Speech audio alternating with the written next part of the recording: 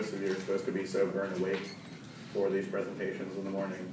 And tomorrow will be the day that you come in groggy and barely making it on time, kind of like me. But hopefully you have a nice Byward Market experience at some point during your trip, if you haven't. I recommend Stephen Frost as an ample guide for those kind of adventures. Hopefully what I talk about today will not be as detrimental to your health as certain market experiences could be.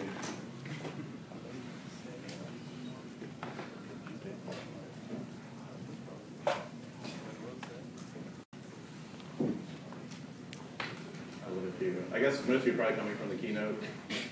Yes, it was awesome. Okay. Yeah. It was a large ramp-up process this morning.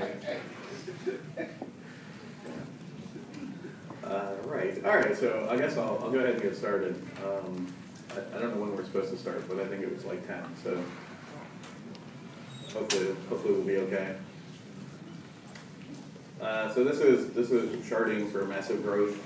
I am your humble host, Robert Treat.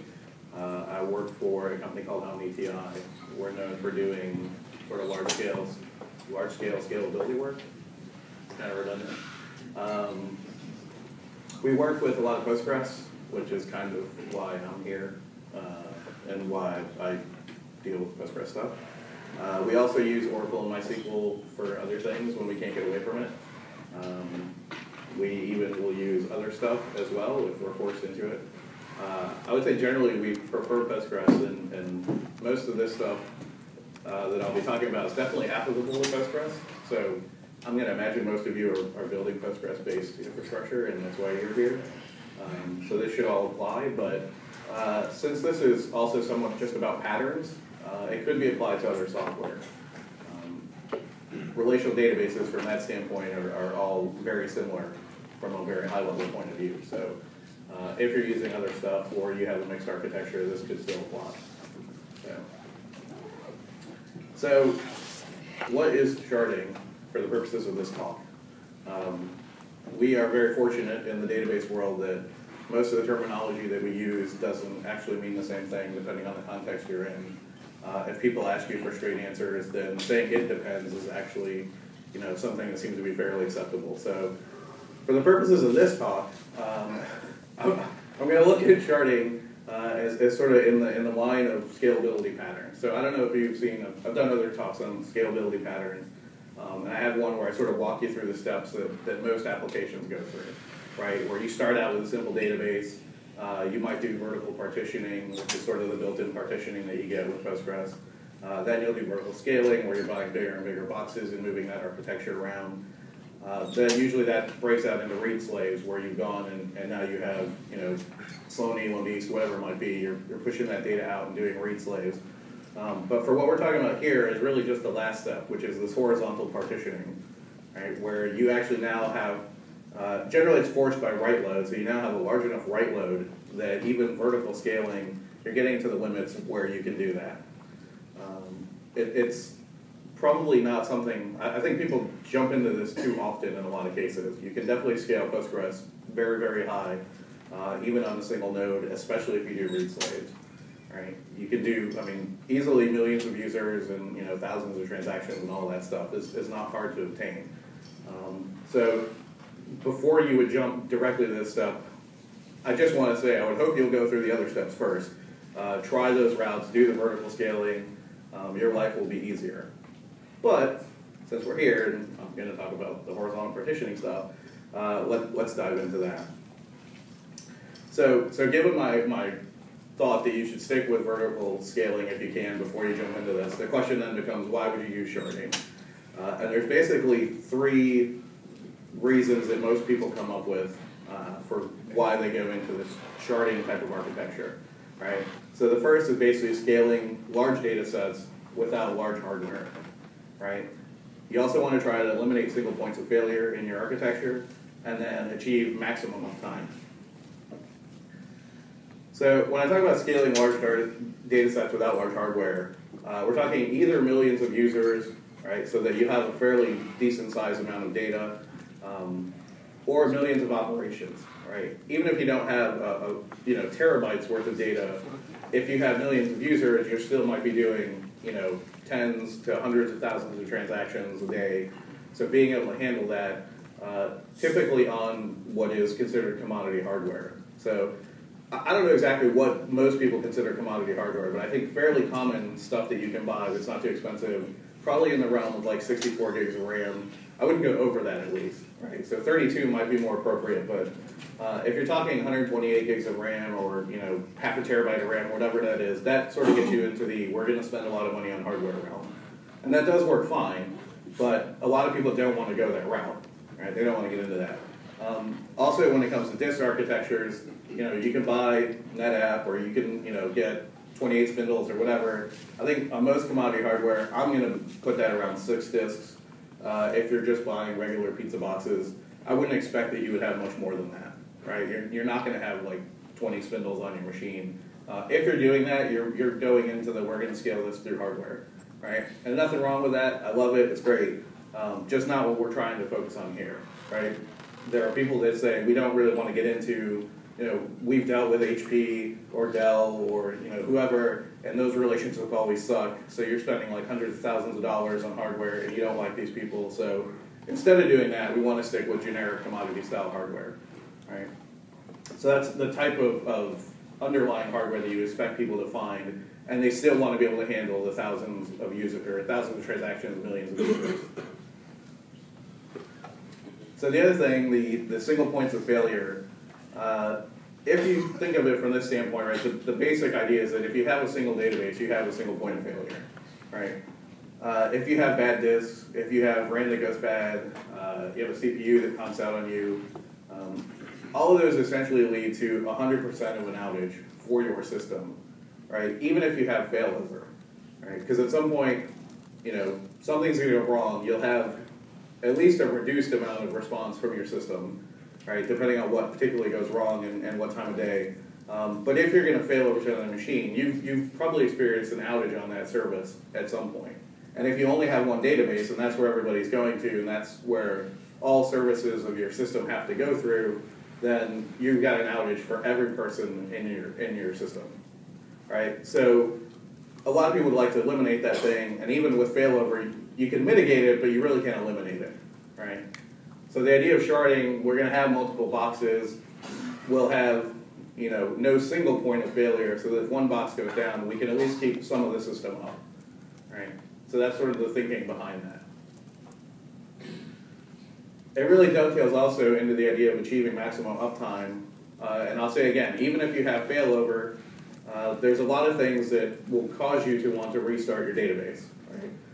And probably the best one is actually, if you're just going to try to upgrade Postgres, which is what we all recommend, right? Every time there's a dot release, you must upgrade your Postgres, right? That's pretty well said mantra at this point. But to do that, you have to restart your database. So again, if all of your services flow into that single database, then you have no way to really do that that doesn't cause some type of disruption to your system. Right. So those are the things that we're trying to work around those kinds of problems. And there are other ways to sort of go about attacking that. If you have like a replication solution, like Sloaney, you can switch your master. So you can try that. You then still have to synchronize, your web application so nobody's writing to the wrong node, while you're in the process of switching over.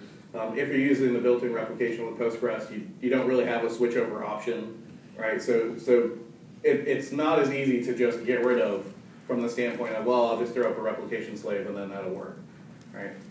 It does depend on the nature of your, your business, your application, the services you provide, whether or not you really need to go for this sort of maximum uptime approach.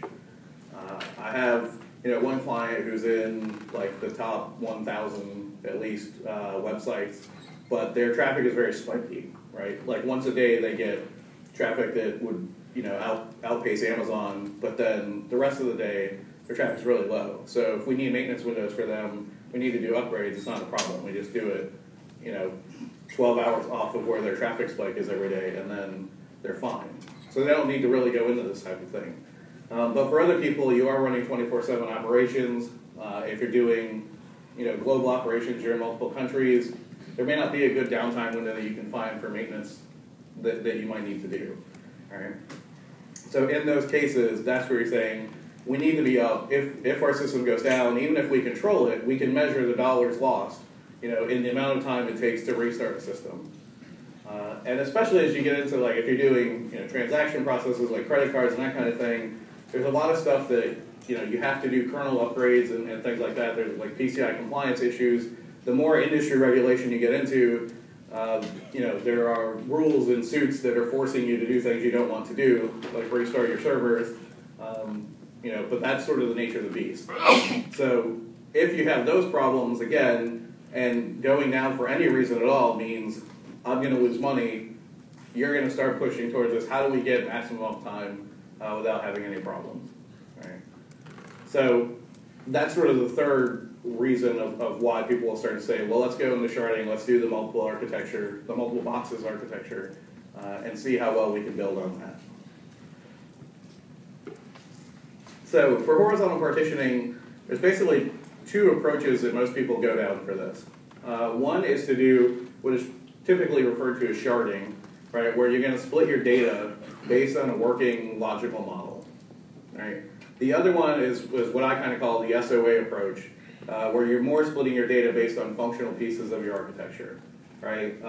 SOA meaning services-oriented architecture was a big buzzword, I think, in like the mid-90s, maybe the early 2000s.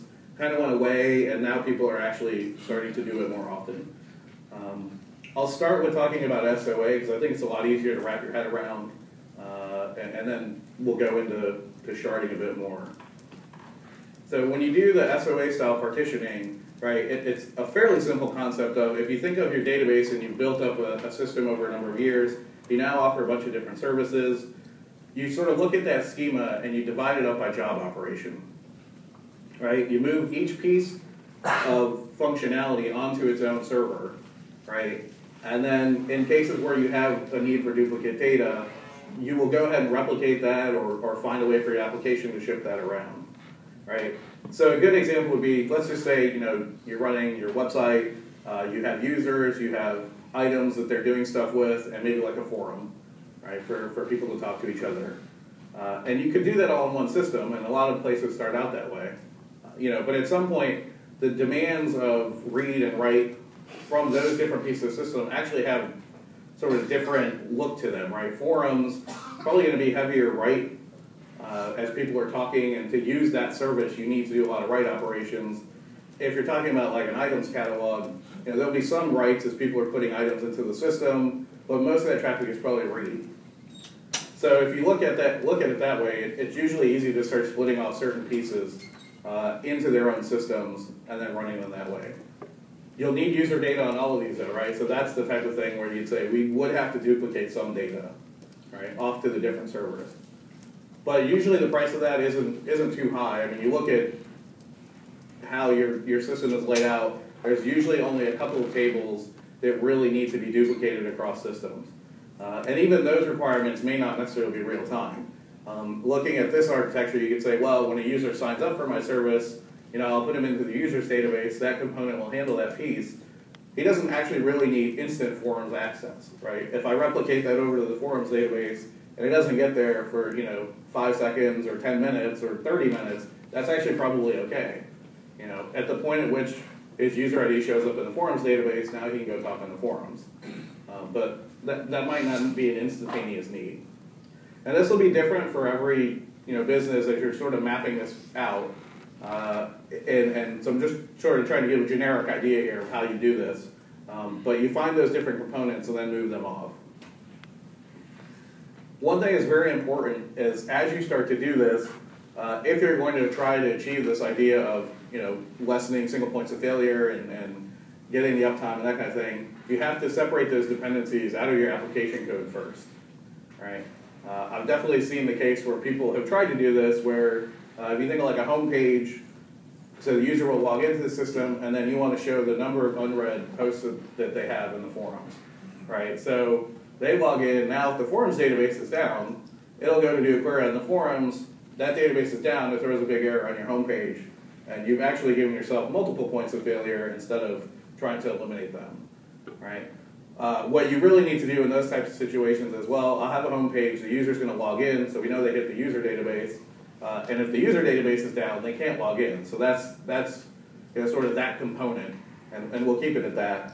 We still like to show the count of the forums, but we'll go do the count. If the forums database is down, we'll just display a message like, don't talk to anyone right now. Forums are under maintenance. Whatever it is. So you put something up in its place so that your site is going on, but now anything goes wrong with that forums database, you're not taking out the whole service, right? You might have to say, hey, forums are currently offline. That may or may not be a bad thing, but at least people can still log in, they can still look at items, there's other pieces of your service that they can still access and use, right? So you don't have to take the entire thing down just to do an upgrade or just to, put patches in or whatever it might be. This also really enables you to do, I would say, probably a more rapid pace of development as well, right? Because now you can do, if I need to do schema changes or something on any individual piece of the system, I now start to have the ability to say, well, I can just turn off certain pieces at a time and push these changes out. And more or less, people still have the ability to interact with the site. It's important to realize that when you split this up, each node now becomes sort of an instance of the vertical scaling, right? And you may decide, if your forums package originally was built off of some third-party forum software, and so then you split that out into its own system, you're replicating the user's data, but maybe you don't have a vested interest in really developing forum software, right? So you just say, well, in this case, I'm just going to buy my way out of any problems that come up with forums, right? The more traffic I get, I'll buy new hardware, and you're basically back in that cycle again, right? You can sort of upgrade these pieces as needed. They don't have to stay the same, right? You can run different hardware. You can have different failure requirements. Maybe for users' data, that's the most important thing. So you upgrade that to 9.1 and beta 4 or whatever, and now you're getting synchronous replication there, and you're going to convince everyone that that's very safe. But for the forum stuff, you don't ever bother upgrading it because you just don't really care, right? It runs and that's fine. And we don't spend a lot of time developing that piece. Right. So from that standpoint, you get, I would say, something that's pretty flexible, pretty easy to break out. And again, you can scale this very, very large. Millions of users, depending on the hardware you want to pick and the things that you need to do. There's also nothing that prevents you from continuously sort of breaking this down further. Right? And we took that architecture and we said, well, you know what? One thing we need to do is we need to log into every piece. And right now we're replicating data to items and forums and users, but maybe we should just have a straight login service. Right? So we'll handle usernames and passwords there.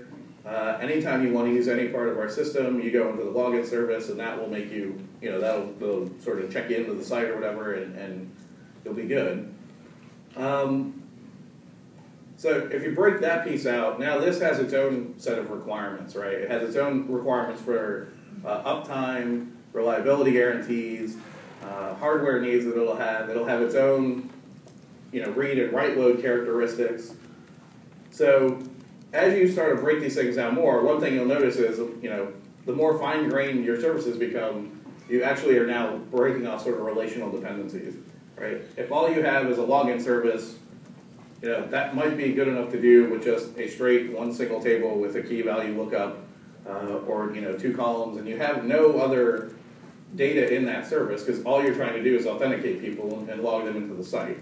Right? So you would keep very little information. Maybe you put in like a timestamp of the last time they came in or their IP, but none of that necessarily is data that you're trying to track, alongside other stuff. That doesn't really matter when it comes to, well, the last time they talked in the forums, I don't really care. So this data is now split off. What I've seen and where we've done this is we end up seeing that a lot of these very simple services, the more you break this down, you start to have an argument against using Postgres for sort of all of these pieces, right? If you start on Postgres and you break this out, you end up having to make a choice of, well, if all I'm doing is a single table key value lookup, there are actually better systems for that than Postgres, right? You can argue that keeping everybody on Postgres means simplified operations, and I think that's a pretty valid argument, right? If we all understand how Postgres works and we know its failure modes and we know how to deal with that, and if you really get into this, you're starting to get familiar with the source code, or you know how packages are done, and you sort of understand all of those things. That's a strong argument for keeping that, but don't be surprised if people start to say, you know what, I can get 10x performance if I switch to Voldemort or something like that, where it's such a simple system and it does a very simple thing, but that's all you really need for this one slice, right? That's sort of an internal trade-off depending on the size of your team and if you're bored or whatever, that you want to introduce other pieces of software in your architecture. But if you start to go down this path, it's just something to be aware of, that's a very likely outcome that could happen. So, and I don't necessarily think there's anything wrong with that. I think as most people are seeing, Postgres is really starting to play in a lot more mixed architectures. There's the foreign data wrapper stuff that's coming out where people are working on how do we get Postgres talking to other systems, and I think those pieces are becoming more accessible and available to folks. So I don't think this is necessarily a bad thing to have these sort of heterogeneous environments, but be aware that that's probably somewhere down your path as you start to split these services out. All right, so sharding. So let's say we don't want to go that route. When you do the sort of SOA thing, it is important to realize that as you're vertically scaling these pieces up, and then you're splitting out new components, you can kind of see that there are some limitations to that, right? You still may have to get into the big hardware game, or you may sort of look at like, well, I don't really, like I said, maybe you don't want to develop the forum software, so you also may not want to spend a lot of time, you don't want to buy big hardware, but you also don't want to spend a lot of time trying to break off individual pieces of forum software and managing that problem. Right? You'd like to focus more on sort of core business. So in those cases, right, that's where people will turn away from sort of the SOA idea and try to go down the sharding route. So looking at sharding, right, we basically have data split across servers based on some kind of algorithm. And I'm using algorithm very loosely here. You can do it with like actual math, and there are systems that are designed to do it that way. But you can also, just have a system where anytime data comes in, you map it to a location, and then that's where it's going to live in the future, right? And it doesn't have to be necessarily math-based. You can do it, based on IP or whatever. So you come up with some sort of rule for how we're going to spread data around, and then you put it there, right? So your data will come in, your app is writing generally to something, and then the data gets dropped into these buckets underneath, right, which are sort of individual Postgres components. And if you think about, so you're splitting each piece of data. If I'm a user, I log in, my user data goes someplace where I live. That does kind of mean, potentially if that node goes down, you might lose my data, which would be bad. So a lot of people will actually try to do this into multiple buckets, so that anytime somebody signs up, we're going to hash their system, and then we'll figure out 2 places to store their data. So now we have a duplicate copy. If one system goes down, we still have the ability to service them. Since the algorithm piece does, could be anything you want, you can make that as complex or as simple as you want as well. Right? I generally recommend doing it simple and flexible, that you can manipulate to your whim, but if you want something more automated, a lot of times people will find some kind of hash algorithm and just go with that. Right. Normally in these architectures, you have sort of an intermediate piece of software hardware combo that is sort of doing the magic hash algorithm. Right.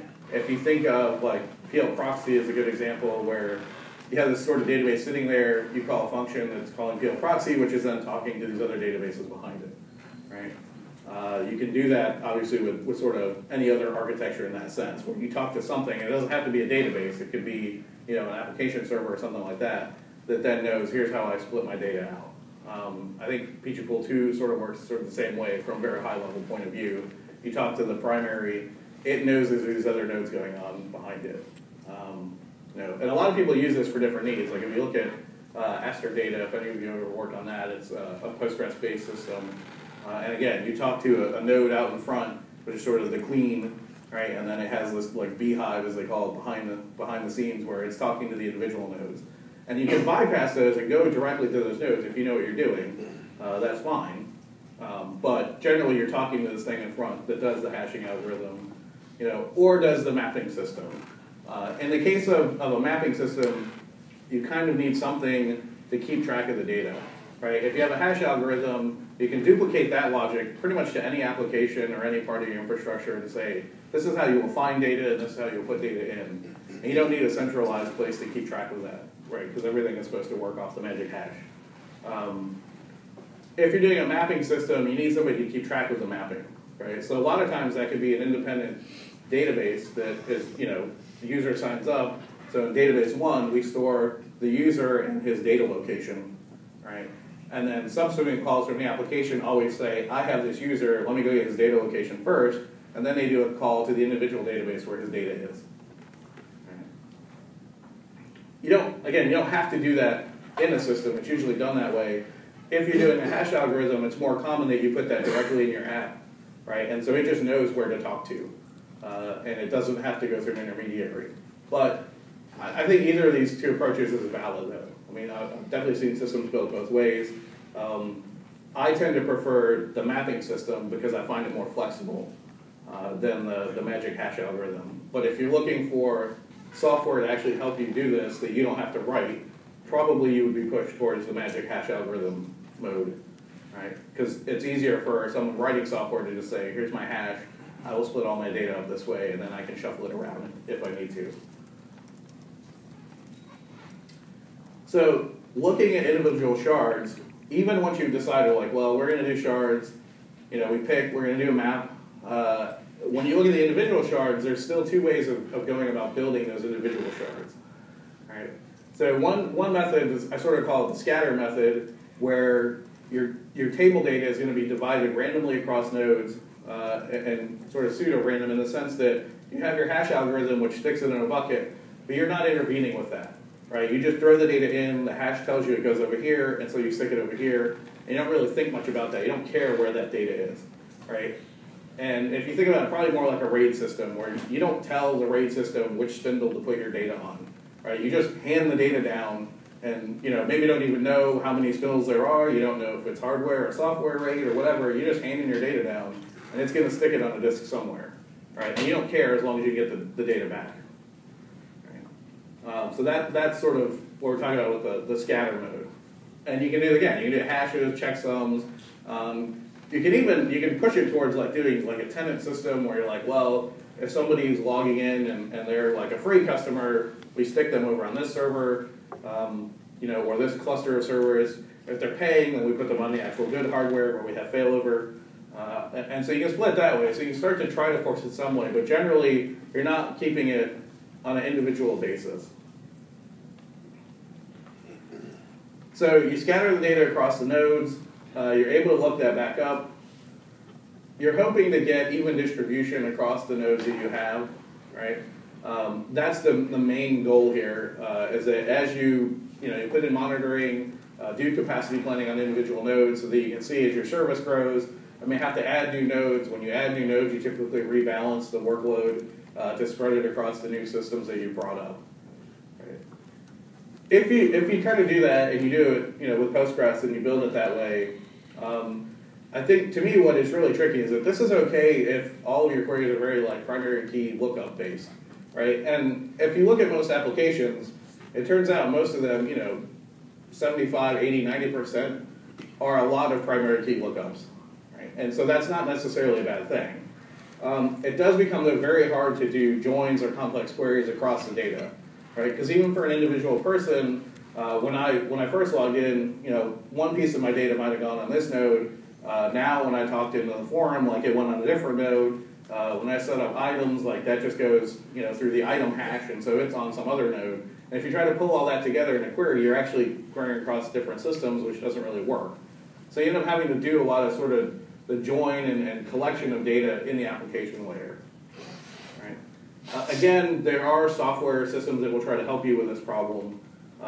It's definitely very similar to if you've looked at any MapReduce systems or NoSQL systems that try to implement that, you're heading down that line, right, where you're just sending your data out and then you have some system where we're just going to look and gather the data back and return it.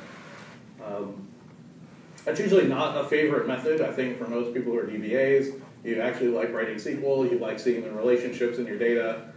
You like to be able to prove that everybody's data is okay, that kind of thing. So I'm generally never excited when I have to build a system like this.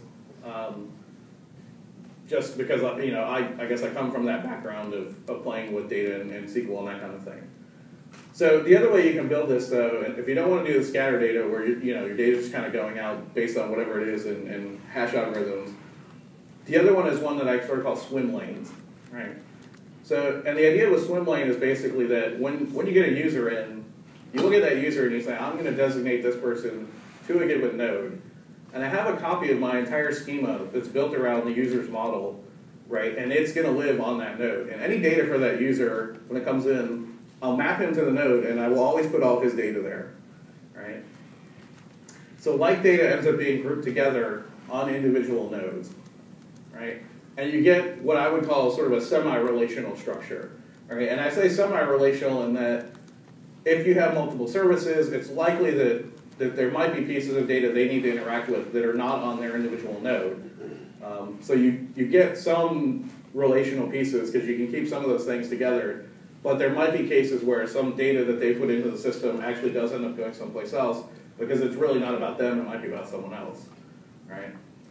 It allows for more traditional SQL, right? If you're building applications and your app developers are good at SQL, this might be a little better for them. If they hate SQL or everything is sort of abstracted away, then not as much of an advantage.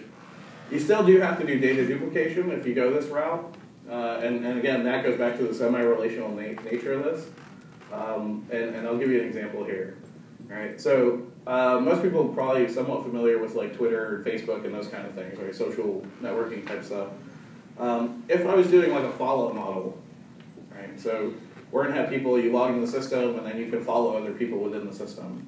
So a very simplified table structure is I have a user ID with my user, and then I have a follow ID, which is the person I'm following. Right, very simple. In that model, right, so if I follow Stephen, and that's probably a bad idea because that will lead to trouble, but if I follow Stephen, I would get one row in the table like this, and there is no like converse relationship there, right? I'm not implying that he's following me as well. So I'm just seeing what he's doing and that's it. If he were to follow me, which would probably lead to even more trouble, I would have to have another row of data in the table to represent that. Right? And that's sort of the contract I'm making from a schema design standpoint. Right? So compare that to if you're doing a friend model, right, where you're just saying like, hey, I've got 2 friend IDs. And if I friend someone, I'll put in the request, hey, I want to friend that person, and if he friends me back, like I put this row in, and there's no real, necessitation that you have 2 rows in the table. You're just saying these 2 people are friends. This can lead to fun and interesting SQL, right? Because theoretically this means the same thing, right? I've switched the order around in the columns, but really I'm saying the same thing. These 2 people are friends. So if you're trying to get a list of all my friends, you have to, well, there's different ways you can do it, but a simple way, you could look in the first column for anything. If I'm number 12, so look everything where there's a 12 in the first column, union that with everything where there's a 12 in the second column, right? And now you have a list of all my friends. And there's definitely more complex ways to do that are fun and entertaining, especially if you're at the bar. But for simple purposes, like you're just saying, hey, I got one row in the table. This represents this friendship relationship between 2 people. So the problem is that now if you're looking at a sharded model, right, where you want to keep an individual's information close to them on the shard, the friend model is kind of difficult to implement, right? At least from the standpoint of not duplicating your data.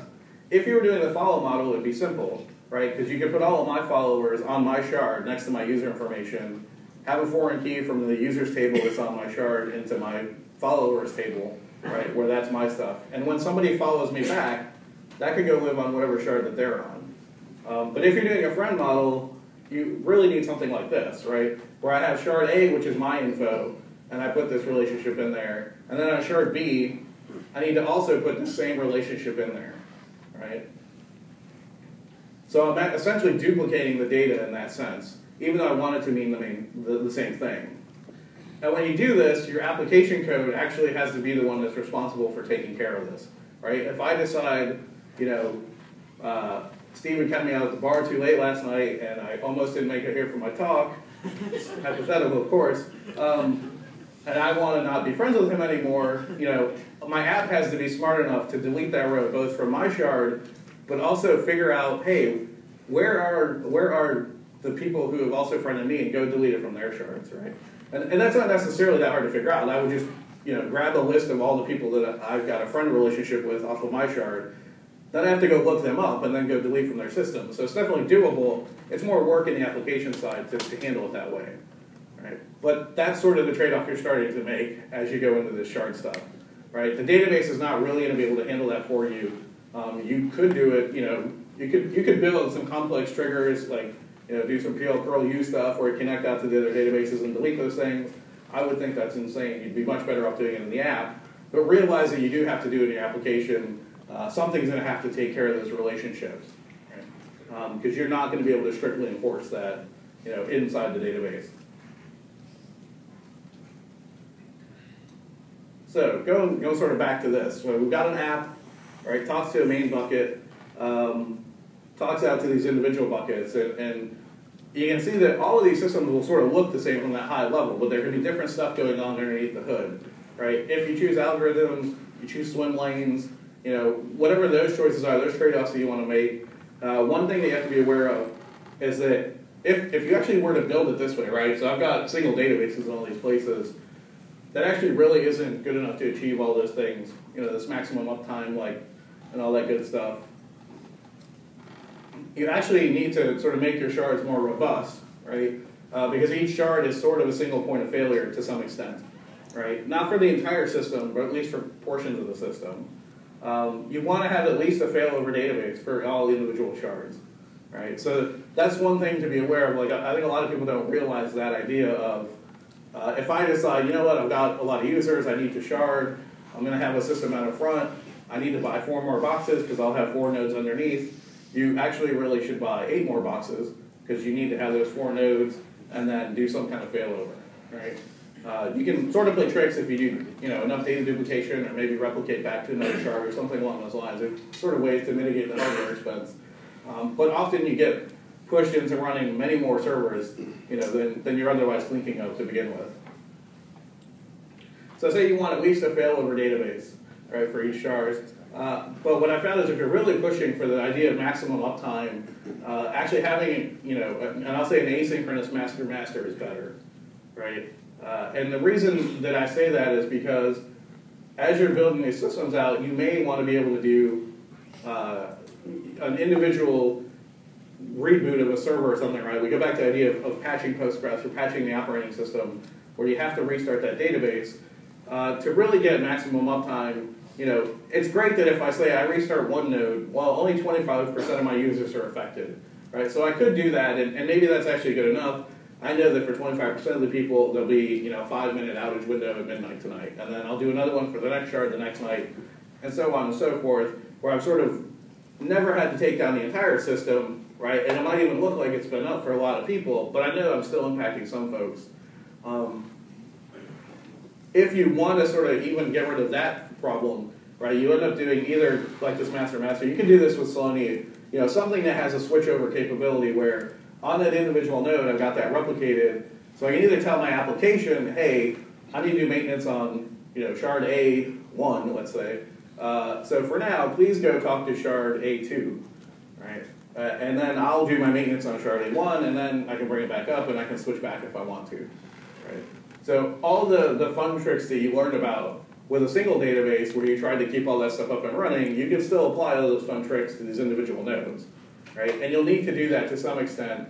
You definitely don't want to be the case where if you look at it and say, well, I've sharded my data, and if I lose a node, I lose 25% of my users. That's actually probably a larger hit than most people would want to take. And the answer of, well, just have like, you know, 100 shards and then you only lose 1% of your users probably is not really that great either. So don't get into thinking like, you know, this magically solves a lot of problems. You still need to know and still need to do a lot of the things that you did early on. And in fact, they just, you know, there's just more overhead to all of that, right? Instead of having one failover box, you now have to maintain like 5 of them. So there's more work to be done there. It's great for job security if you look at it from that standpoint, but if you're overworked and they won't hire anyone to help you, then perhaps not the best route to go. I want to try to do some what I call the universal truths of scaling databases.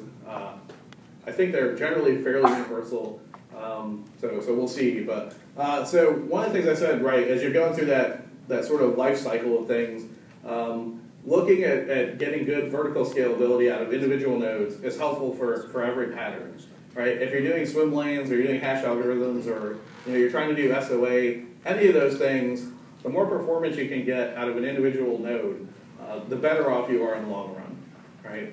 It's one of the reasons why I've always liked to use Postgres for these types of systems because I know it scales vertically, compared to a lot of the other open source systems. So I think, to me, that's sort of a universal truth, right? The better performance you can get off a single node, the fewer nodes you need overall, the easier it is to maintain the system.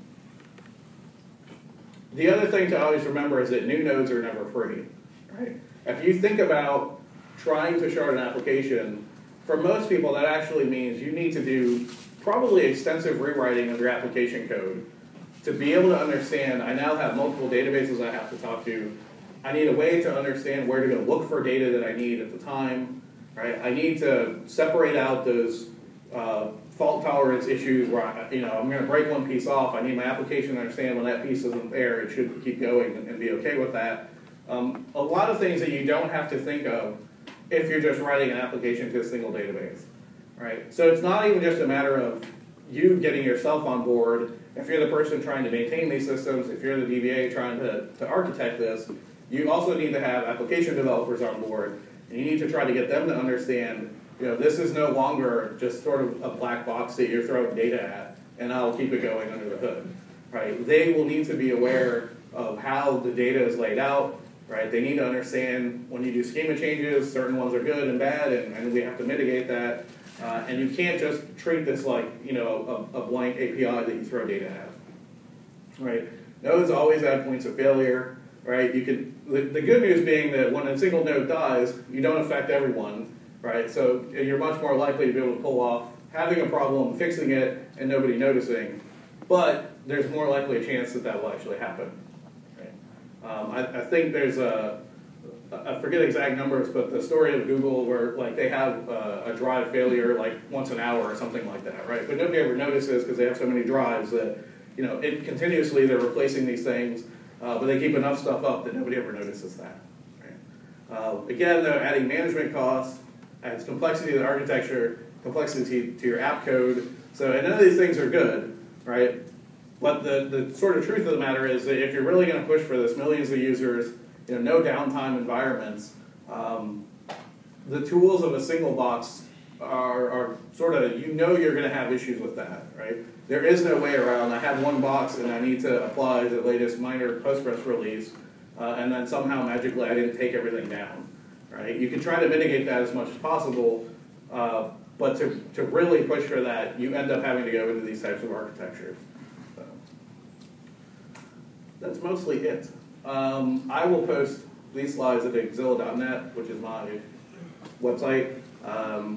I'm at RobTrue2 on Twitter. If I don't send these or post them, then bug me there. If you found any of this potentially useful or interesting, I would recommend checking out OnTI.com Surge, which is a scalability conference that we put on in Baltimore, where there'll be a lot more discussions along these lines of people doing this type of work and doing sort of large-scale infrastructure stuff. Otherwise, I'm happy to take questions, or we'll all run and hide and get to our next talks.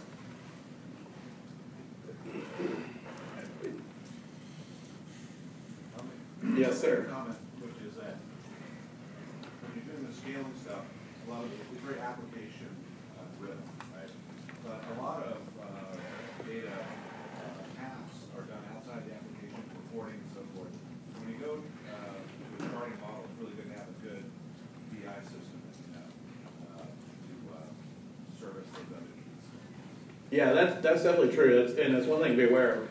Right, when I mentioned the idea of you have to have the app developers on board, one of the things you have to also realize is it's not just about necessarily the application, but what are all the other internal services that you used to do? And in a lot of cases, you might have users that ran reports to pull data out, and it was really easy for them to do that because all your data was consolidated in one place. Right, so the idea of taking the data that you built into the sharded architecture, a lot of times what we'll do is consolidate that back into a single instance, right? Where you combine the data that you can now do reporting in a more traditional manner, right? Because you've got all the data there that you actually need.